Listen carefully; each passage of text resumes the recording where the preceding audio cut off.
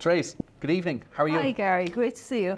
Listen, tell me a little bit about yourself first of all. Okay, and the background, I guess. Yes. So I'm Therese. I'm Professor of Biochemistry in UCD, and a number of years ago I have been involved in researching the whole area of the prostanoids, which play a role in the cardiovascular system. And so we were particularly studying one particular drug target called the thromboxane receptor. And we noted that there's no good drugs to this particular clinical indication or this clinical target in this part of the world. So we thought to address that. So we took the brave step to develop new novel antagonists to this particular receptor. Very good. And tell me, in sort of the journey now, where are we in terms of the actual solution? Absolutely. So we developed our own molecules. We patented them. We have now a very large. When we founded the company in 2015, we in-licensed 3 patents based on the very, very novel drugs we had developed. But now we have actually full acquisition of those patents. We've grown the patent estate to 15.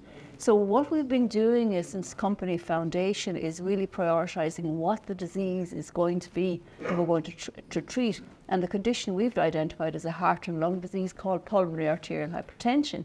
So we're now at the clinical stage. We've completed a phase 1 clinical trial, and we're now bringing it into patients in a phase 2 clinical trial. And how big is the potential market? The potential market, it is a small patient population that we're focused on for this particular study, but it's a huge purse. The actual spend on drugs in 2022 was $7.3 billion globally. So it's a small cohort of patients that we're targeting in this particular indication, but a very large purse.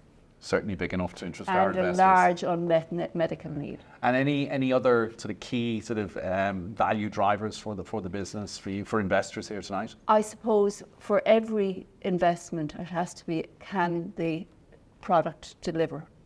And for us, we have this very important differentiation. Patients in our case die of heart failure. No drug underdeveloped to our knowledge can treat the heart failure patient.